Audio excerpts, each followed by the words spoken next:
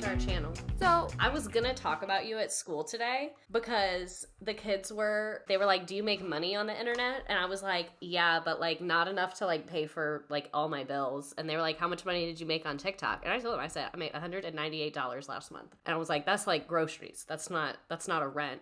And they said, once you get 1 million followers, that's how you'll be rich. And I really wanted to be like, well, my BFF has 1 million followers and she's not rich. So make that make sense. yeah, right? No, literally. And someone on my TikTok commented, finding out that like an influencer doesn't make that much money feels like the equivalent of finding out that your college degree is useless. And that's really like what I felt them learning in that moment. They need to know. So we are doing a submissions episode. So we're going to do emails. And then if we have time, we'll do Patreon. Did you get anything? Let me look. I don't think so. But I also didn't really post that much today because I wasn't on my phone. I hate that I had to start taking away the kids' phones because now I can't be on my phone. Because that looks bad, you know? What method did you end up going with? So what I'm going with right now, that today I yelled at them and threatened to change it again, is the brown paper bags. So the way our schedule works is they come to me, we stay for like 12 minutes, and then they go to lunch, and then they come back to me for like an hour and 20 minutes. So after they come back from lunch, I stand at the door and pass out brown paper bags. And while they're working on their bell ringer, I come around and I staple the bags closed. And then they just keep it with them because I don't like collecting them because I'm worried something's going to get lost or broken or stolen or something. But obviously me not taking them wasn't working. So today it went well, but one kid put a bag of Cheetos in his bag instead of his phone. And then one kid put his phone case in there. But I caught both of them when I was going around stapling. It's only one class that I'm taking their phones. The other two classes are totally fine. But one thing that I did not intend that's happening that I'm kind of here for is the other classes saw the bags and were like, what's that? Can we do that? And I was like, trust me, you actually don't want to do that.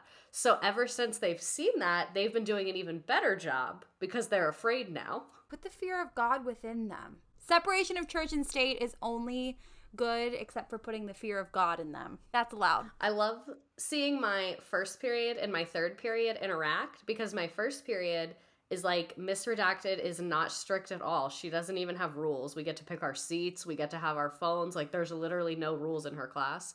And then my third period is like what I have an assigned seat and it changes every other day and I get my phone taken away. I'm a chameleon. It's not about equality, it's about equity. Exactly. And I told them the rules. As long as 75% of the class is passing, I won't take your stuff. I won't take your little phones. I won't take your little games. I respect you. They don't. Don't tell TikTok that you're taking phones. I'm not taking. They're concealing into bags. Right. I just have a feeling. What I also love is one girl was like, why don't you have one of the little calculator holders? That's what my other teacher does. And I was like, well, if your phone got stolen or broken, your mom would call me and be like, why did this happen in your room? And probably be upset because she paid a lot of money for your phone. And this girl looks at me and she goes, no, my mom would blame me. I was like, that's why I like your mom. Your mom's a real one. That mom also told me that she prays for me every day. She said, I feel like you guys have to deal with so much. I was like, retweet to that. Literally retweet. So anywho, we have just a few of these. Ew. I don't like this one. You're scared? No, it says, hello again. Blank might be a little disappointed, but I am making her 2 sandwiches instead. What are you talking about? She will be okay until she gets home. But will you please let her know that I will have her some PBJs. She just need to be a good little one today with a good note from you, smiley face.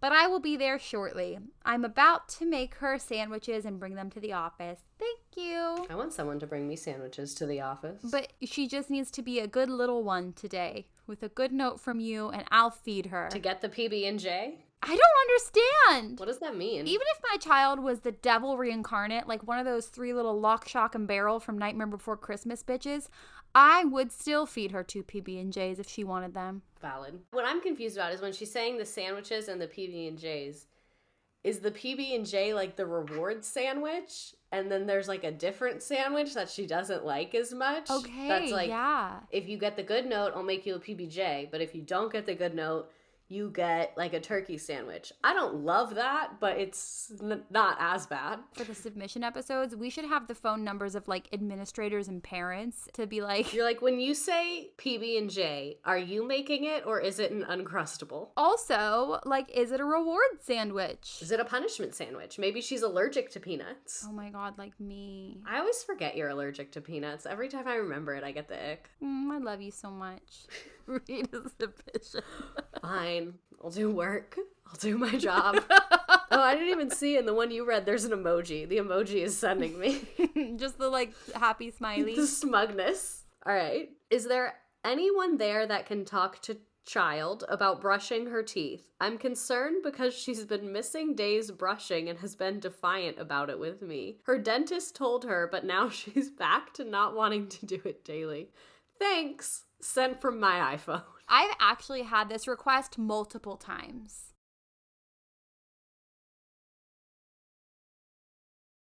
What do people say? Well, they want me to talk about very specific personal hygiene things to the class. And if times were different, I might, but I can't because of, I'm teaching other things. Like, we got to learn how to read. Yeah, and it's very time intensive. It's laborious. I love doing it, but I don't got time to be like, and this is the way we brush our teeth. Shout out to people like daycare providers and preschool teachers who teach life skills like that or like health standards like that. I remember learning about dental hygiene in 3rd grade. I don't remember doing that at school. The only thing is when I taught daycare, we brushed their teeth. And with the ones that were a little bit bigger, we would let them brush their teeth and then we'd brush it after them. You brush the teeth? Yeah. You do it all. Mm-hmm. They also provide like a lot of education for the parents around like developmental things, like what they're allowed to eat at what ages and stuff like that.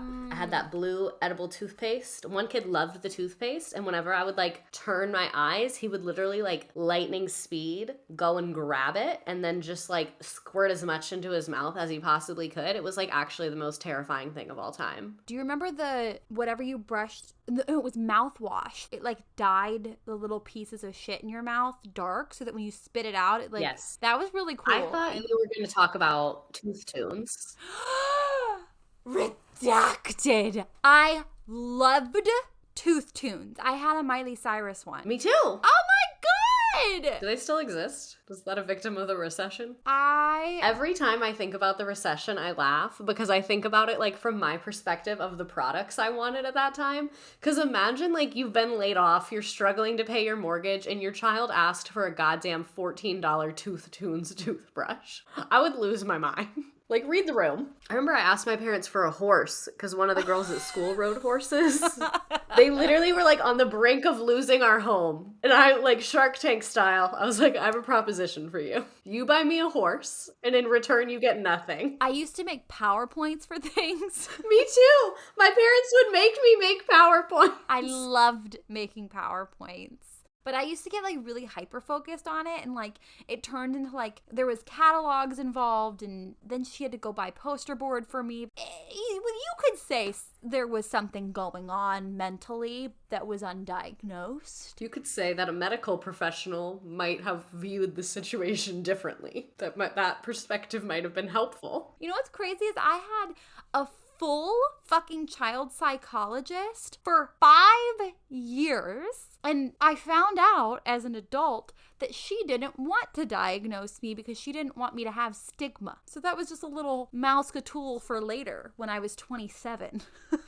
She didn't even write it down. Isn't it funny how things in the 90s or the early 2000s just were? They were like, that sounds wrong. I'm going to choose to not. That's not the narrative I'm picking. So back to the dental hygiene request. It is a health standard, at least in the state of California, to talk about dental hygiene. But we don't have time. I don't remember ever teaching health explicitly in kindergarten. Maybe they did it in PE. Yeah. I don't know. Didn't you teach the PE? Oh no, that was 3rd grade. 3rd grade I did that. But like, I mean, we weren't teaching social studies. We weren't teaching science. We weren't teaching health. These kids don't even know what the Constitution is, and their parents want us to become dentists. It's wild to me that there's like certain standards that you guys don't teach, because like from the high school perspective, my list of standards is like a checklist. Oh yeah.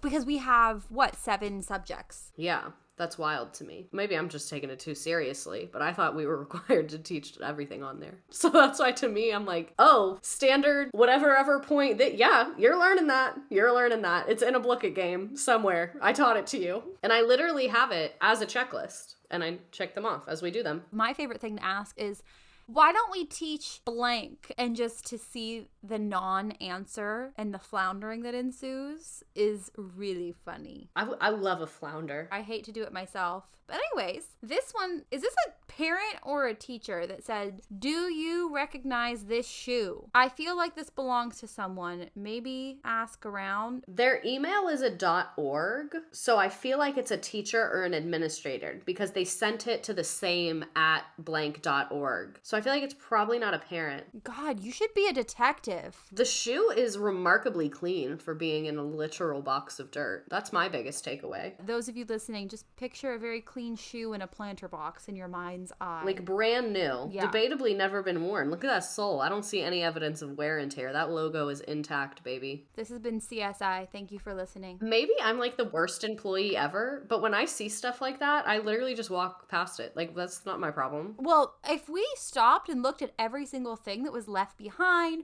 or lost at a school, I would never get anything done. That's a full-time position, honestly. Plus, I want to leave it there in case somebody left it there deliberately. Like, I could totally see a child sticking their shoe in a planter and being like, that'll be there when I come back. They'll get it, or they won't. Or someone will get a new shoe. Yeah. Oh my God, there was so much drama in 3rd grade around a mom who accused someone of stealing her son's lunchbox. And then the other mom was like, no, we have the same fucking lunchbox from Target. Like, did you make it by hand, bitch? It was like meetings with the principal. She was like, they stole my child's lunchbox, to the point that the parent of the other child had to procure a serial number and a screenshot of her Amazon orders to prove that it was her child's lunchbox and not his lunchbox. It was pandemonium. You know what would have been hilarious? What? If she had photoshopped those. I mean, because she was just so fucking sick of dealing with it that she was like, yeah, here you go. This is the narrative I've created in my mind.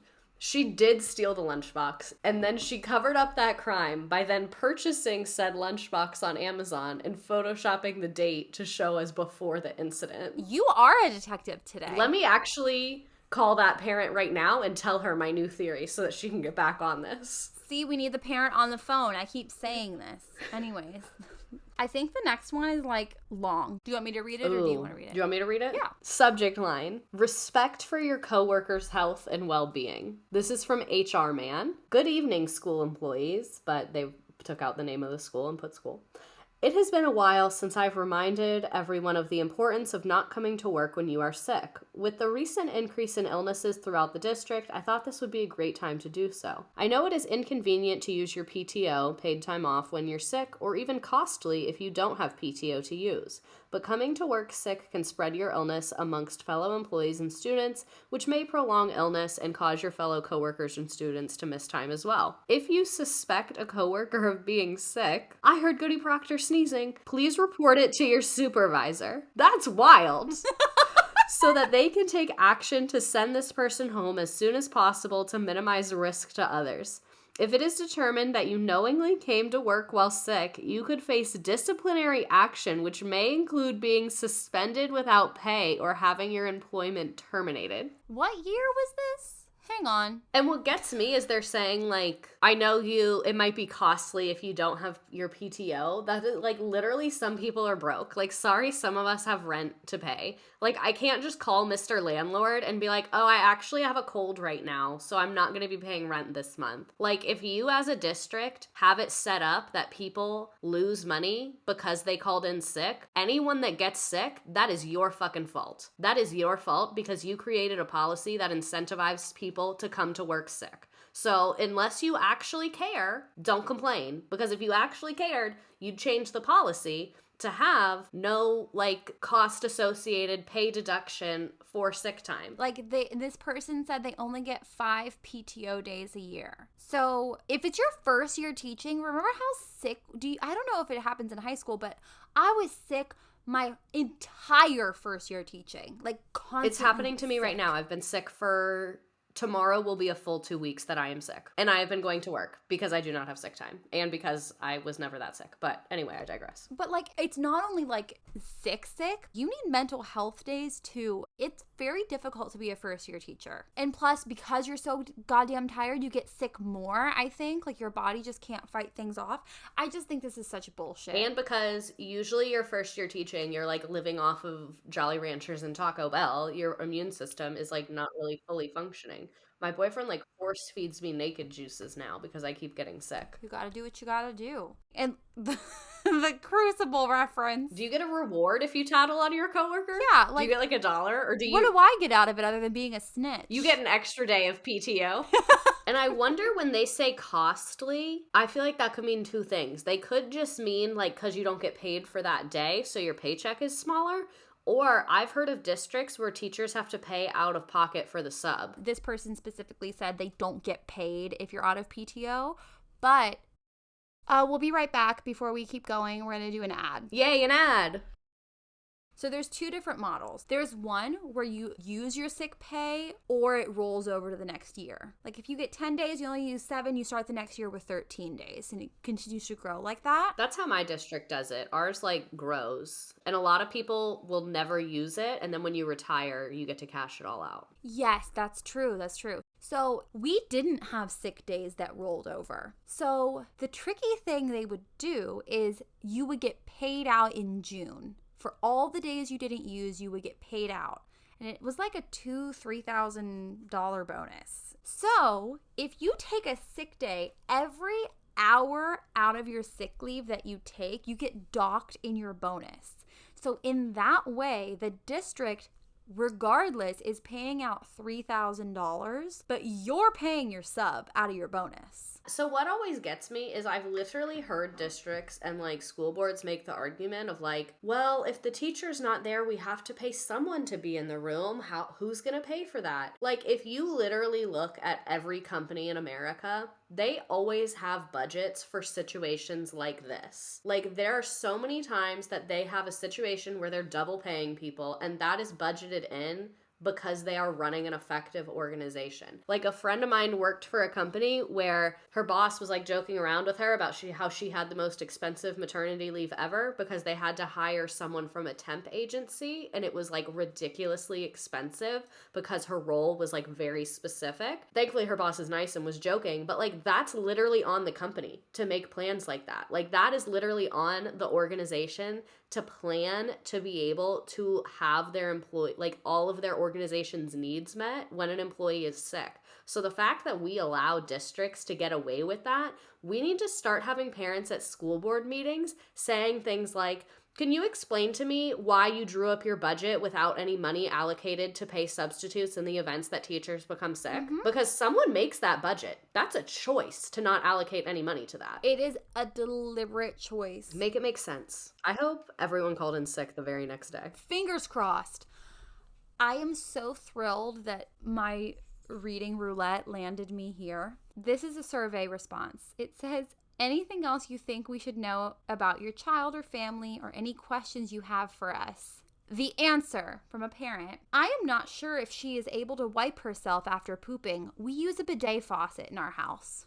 No better time to learn than the present, sweet pea. I was about to say, how do you not know that about your own child? And no part of me could have predicted the next sentence. No. I thought this was just like the most absent parent of all time. I cannot understand. If that would occur to you, why aren't you practicing at home? Like, way before I sent the email, I would take my kid to like a Target and be like, let's go potty. Yeah. And just like see how they handle that. Yeah. I mean, you should really know that. Or is it one of those situations where it's like, I don't know if my child can wipe their bottom, but it's actually, I know. They can't. I'm fully aware. Yeah. This is me nicely telling you that they're going to have shit in their butthole for the rest of the day because kindergarten teachers cannot wipe asses. We are not allowed. We will go to prison. We will lose our license. I made a video about this a long time ago and people were outraged And I'm like, you guys. You're like, take it up with the government. I don't know what to tell you. Yes, we can talk through the door to a child and like coach them. But if they can't get it from us coaching them through the door, we got to call somebody. What I am wondering so much, and I wonder this about elementary teachers all the time, because like if I take my eyes off of my class for 1 second, like it gets into pandemonium. Yes. So when you're saying this, like you have to coach them through it, what is everyone else doing while that's happening? If the bathroom's in the classroom, the children are watching something on the TV, usually number blocks. Or you're doing it from the hallway while the kids are lined up against the wall waiting for you. I am not joking when I say I would rather have a grown man slap me across the face than have to be coaching a kindergartner by yelling into a public restroom with 20 some other kindergartners just standing there waiting. Because I have never taught kindergarten, but I have heard that they are not known for their patient waiting skills, just generally speaking. That's not a strength of theirs. No, they're over there real squirrely. But 9 times out of 10, that doesn't even work. Like, if they don't know what to do... They don't know what to do. Yeah, they just don't know. Like, that's not something you can learn verbally. I think that's like something that takes a couple times of someone helping you with like a hands-on way before you can DIY that. Yes, I know that like special educators are trained in these types of things, but like that's a special clearance, that's a special thing.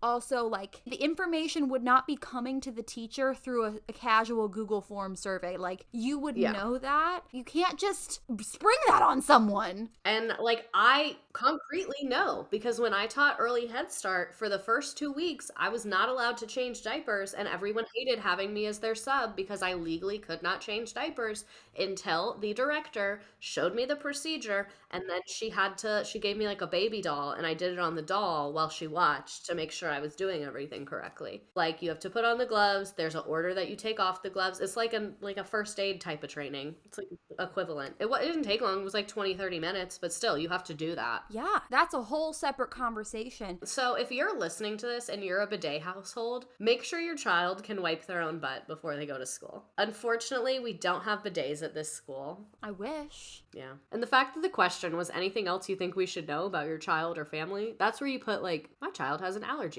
My child is very high energy. Like, yeah. Anyways, do we have another? Yeah. The next two go together. Oh, you said, okay, the next two go together. I see. So, this leads me to make this request. Please share with us the sub plans you left for your 2-hour absence today, as well as the plans for your 1-hour absence tomorrow. And then, hello, I see you're leaving Tuesday and Wednesday this week early for appointments. Can you tell me a little bit more about how the scheduling works? I realize choices may be limited, but during the school day can be a challenge. Oh my god, pickle fries are back at Sonic. I just got a notification. Get in the car. I gotta go, everyone. Where's Sonic? 8 minutes away from me. Oh, you bitch. Hell fucking yeah. Okay. Oh, there's one only 10 minutes from me, or 12 minutes. Oh, that is dangerously close to my workplace. We're gonna regret finding out about that. No, you won't. You'll be happy as a clam.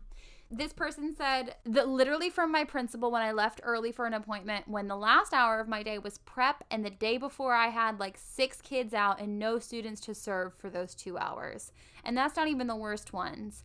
I was on a personal day and he had the audacity to demand I respond to an email a para sent, then said that he was concerned I wasn't responding. Sir, I was on a personal day. The best part is that my out of office response was on, so he got it bounced right back to him saying I'm out of office. Oh my god. And on the personal day, like, there could be a tornado at the school on my personal day, and I would not find out about it till the next day. Yeah, so sorry. That is not the appropriate response to somebody who's on a fucking personal day. Also, 1 hour?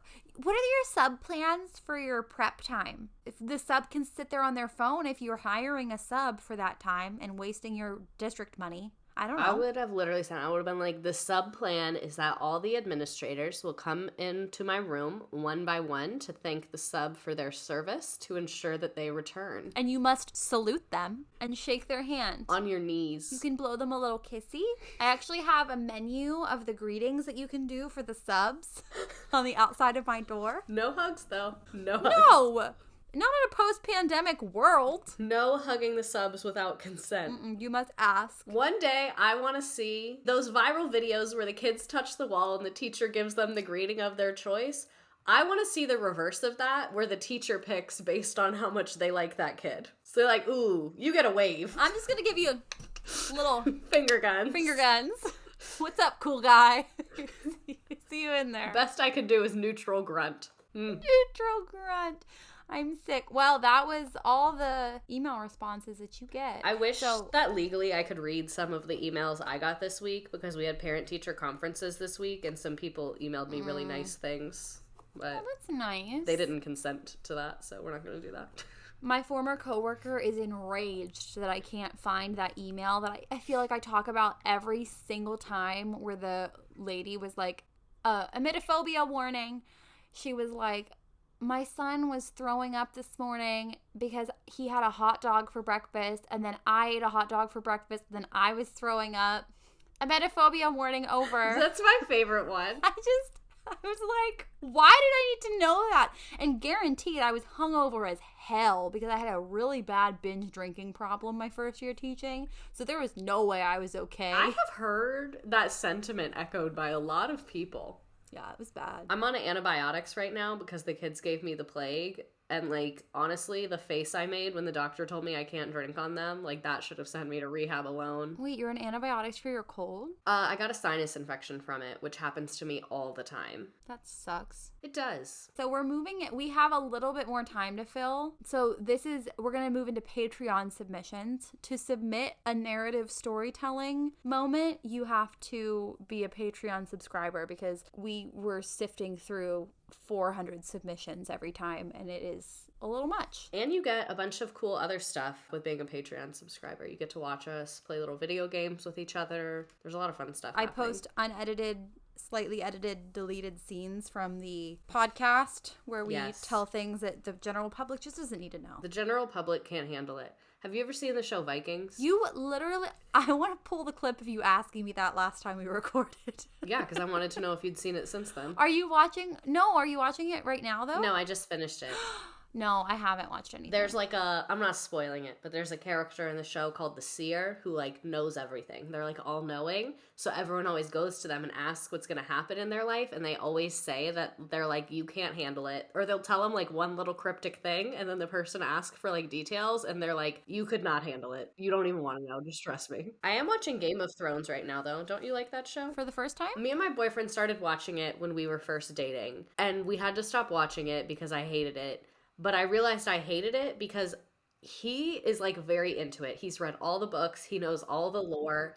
And so every time I would ask him a question, the answer just pissed me off so much because it just made me more confused. I was like, I don't know anything that's happening, because every time he would try and answer my questions, because it's a confusing ass show, he would be like, well, in the book, and I don't know. No, I don't care. I wanted a yes or no. I know. So I watched like the first 2 seasons, and then I was just like so confused and so over it.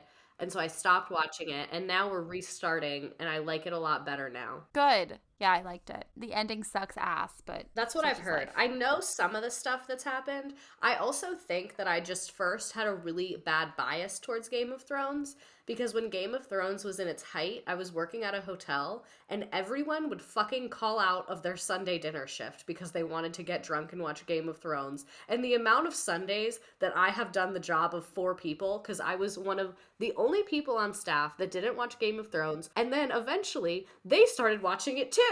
I really miss feeling unified as a country watching Game of Thrones. I would drive to my friends' houses to watch it together. A lot of people did that. I mean, you'd be like standing and like yelling and shit when you watched Game of Thrones. It was very intense.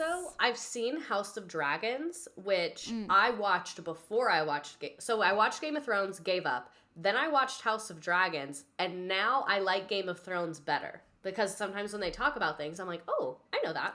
There you go. So this is a Patreon submission. Says, hi, first off, love you both and so happy y'all made a podcast. I am not an educator. This is a story from when I was a student in middle school, and this is very interesting. There was a teacher, quotes, as I am not sure if he was a teacher or not, but he ran the in-school suspension program. He probably had a teaching license. I would hope so.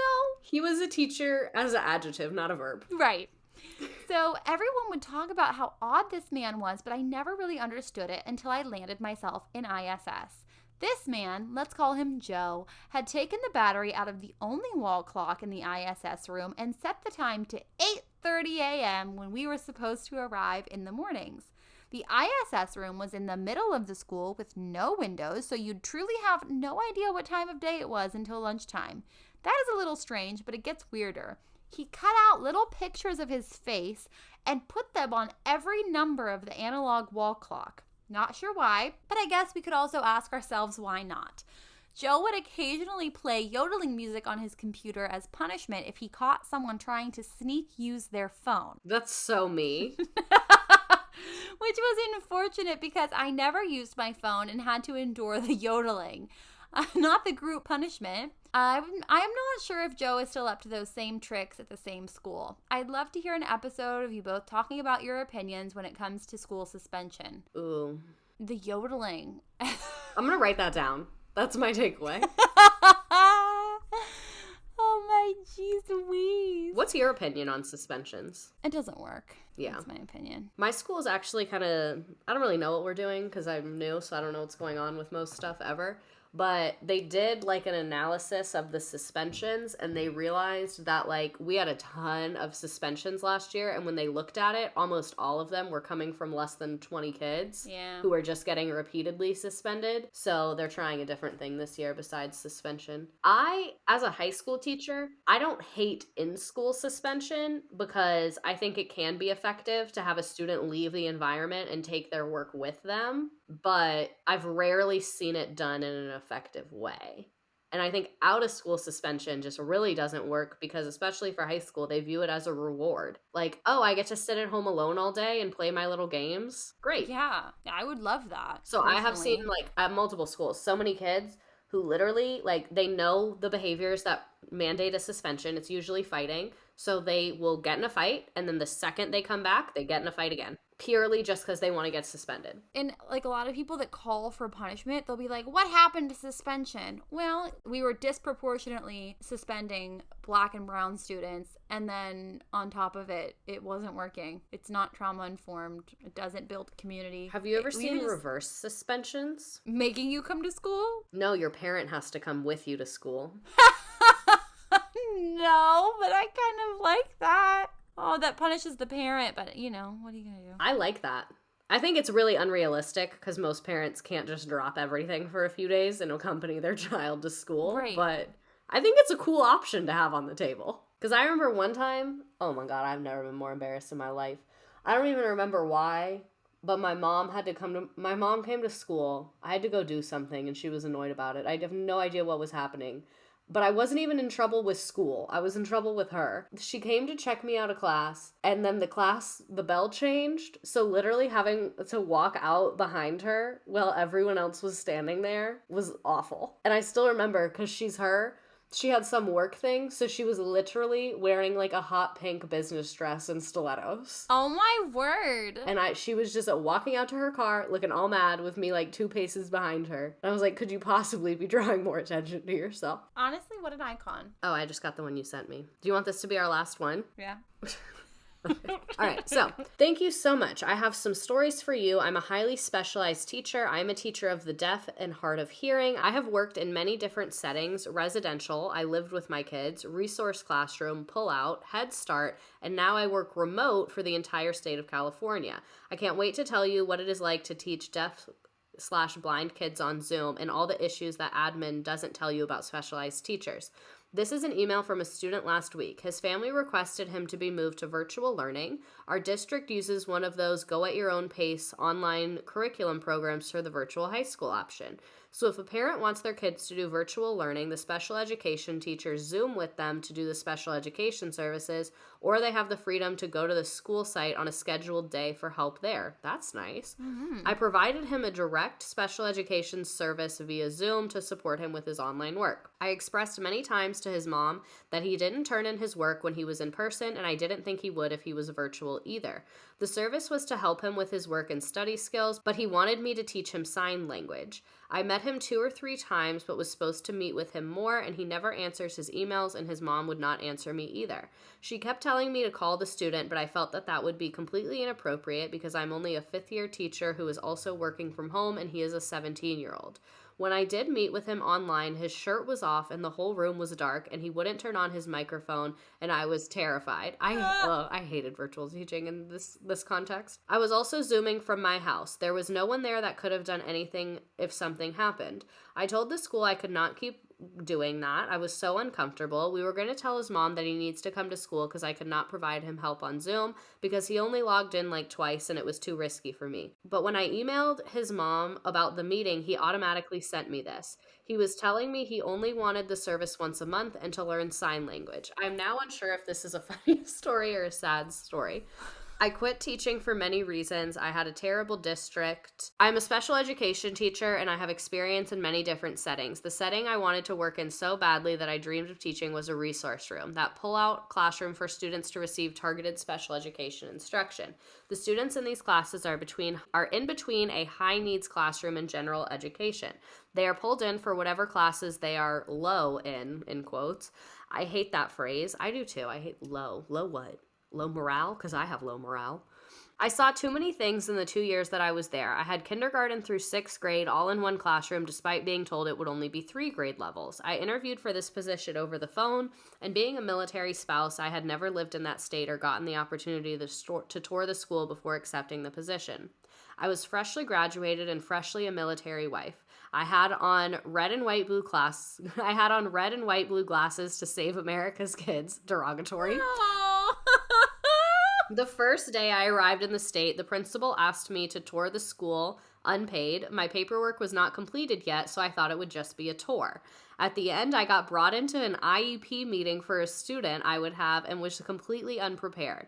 I had just learned this kid's name and moved to a new state, my first teaching job. I was terrified. The parent was what is considered in special education as a hot parent. This means they are strong advocates, but the sad thing is they are sometimes misguided in how and what to advocate for, but she was very irate in the meeting and threw some of the child's work and demanded that there be something done because he had not shown much improvement in the area that she said. It was completely unprofessional, and I should have taken this as a red flag and not come back. But I did anyway and saw some crazy shit. I was harassed by the male nurse in my classroom, not to mention the meetings I did not have adequate training for. Every time I would ask for support, we would get observations from the district, but never really change. This was all even before COVID. I can't imagine what it was like now. Oh my God. That's terrifying. It's like in a dream when you're screaming for help and your voice isn't working. Like, that's what that reminds me of. Yeah. The most vulnerable of our school populations are just like so ignored. And it's hard too because it's like there's so much like legality around special education and like so many laws, but then the special educators aren't able to manage their caseload or like serve those students. It's just really frustrating. And then like that's where I find a lot of times like general educators and special educators will often like yell at each other and like point fingers and be like blamey and mad. But it's like when you're in an institution and you're blaming people on the same level as you, you should always look upward. And like this is the perfect example of that. Like we quite literally had an incident at my school, literally exactly what you just said. Exactly what you just said. It's so upsetting. Also, I love the way she phrased like a hot parent is someone who's like a very strong advocate, because I like that you're recognizing that that's what it is, even though they're misguided in how they're going about it. They just want their child to get what they need, which reminds me of this absolutely iconic t-shirt I saw. You know, like the Autism Mom t-shirts? It was that, but it said, "My son may be nonverbal, but his mama ain't." And I was like, 10 out of 10. That is incredible, actually. It was like a jersey style. Oh, hell yeah. I think that'd be fun for teachers, too. Like, I love that. His teacher isn't. This has been Teacher Quit Talk. I hope that you feel inspired to live your best life and either quit or don't quit. Quit, don't quit, whatever. This is from Rockstar superstar. It says, my online besties are the GOAT. They are just the best. This podcast is the best. The honesty of what it's like to be a teacher, no matter your grade level, babies, pre-K, lower L, middle school, high school, you name it, you'll relate. The submission episodes, hilarious. It's nice to know we aren't alone. And this group just does that. We've created a whole virtual world of besties, and we share the realistic balance of good and bad in education, in life. 5 stars always. Fraz and Redacted fans for life. I love you, bestie. Say it back. I love you more, bestie. We have another one. Sarah, she said, I was randomly recommended this podcast by YouTube and I immediately binged all their episodes. I love when people find this podcast not from TikTok land. That's like a special type of validation to me. Yeah. They have such good chemistry, entertaining stories, and are both genuinely funny and smart people. I'm not even a teacher, but I love hearing about their experiences. I think this podcast has the potential to be huge. Keep doing your thing. Thank you, Sarah. Tell all your friends. God, Sarah. Thank you. Bye, besties. Love you. We love you. TTYL. See you next time.